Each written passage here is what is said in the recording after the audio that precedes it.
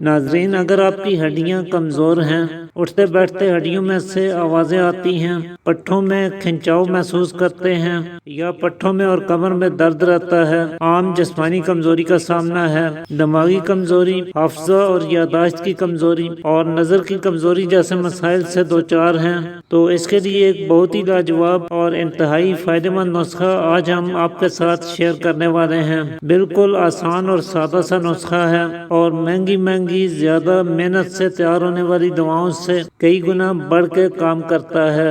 تو چلیے اس کے بارے میں جان لیتے ہیں۔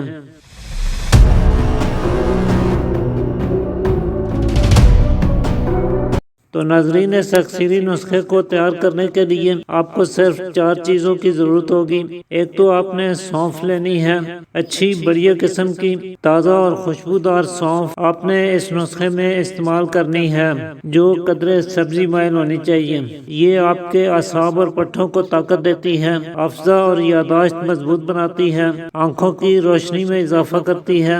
اس کے علاوہ یہ معدہ اور جگر کو طاقت دیتی ہے، جس کے نتیجے میں غذا اچھی طرح سے ہضم ہو کر آپ کے بدن کو لگتی ہے اور خوراک سے جو غذائیت اور انرجی آپ کے بدن کو ملنی چاہیے وہ پوری طرح سے مل پاتی ہے۔ خاص طور پہ اعصابی کمزوری کے مریضوں کے لیے یہ بہت ہی فائدہ مند ہے۔ تو سونف آپ نے 50 گرام لینی ہے۔ دوسرے نمبر پہ بادام کی گریاں آپ نے اس نسخے میں استعمال کرنی ہیں۔ بادام کو ڈرائی فروٹ کا بادشاہ کہا جاتا ہے۔ اس میں پروٹین اور وائٹامنز آپ کو بھرپور مقدار میں مل جاتے ہیں۔ خاص طور پہ اس میں موجود وائٹامن ای آپ کے اعصاب اور پٹھوں کے لیے نہایت عمدہ فوائد رکھتا ہے۔ تو 50 گرام ہی بادام کی گریاں لے کر انہیں ایک پین میں ڈالیں اور ہلکی آنچ پر رکھ کے ہلکا سا بھون لیجئے۔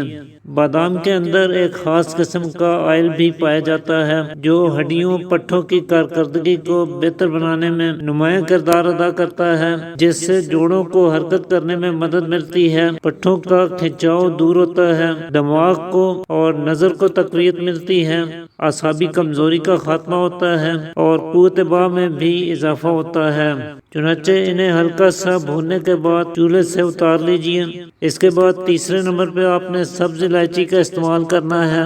سبز الائچی بھی آپ کے معدہ کو، دل اور دماغ کو طاقت دیتی ہے، اعصابی کمزوری سے نجات دلاتی ہے اور قوت باہ میں اضافہ کرتی ہے۔ تو سبز الائچی آپ نے 20 گرام لینی ہے۔ ان تینوں چیزوں کو باریک پیس کر پاؤڈر سا بنا لیجئے اور آخر میں 100 گرام کوزہ مصری باریک پیسی ہوئی اس میں شامل کر کے اچھی طرح سے مکس کر کے رکھ لیں۔ تو اس طرح سے آپ کا یہ اکثری نسخہ تیار ہو جائے گا۔ اس میں سے 2 چمچ صبح خالی پیٹ دودھ کے ہمراہ استعمال کریں۔ ناشتہ اس سے تقریباً 1 گھنٹے بعد آپ نے کرنا ہے۔ اسے کچھ دن متواتر استعمال کر کے دیکھیں، انشاءاللہ آپ کو بہت ہی لاجواب فوائد دیکھنے کو ملیں گے۔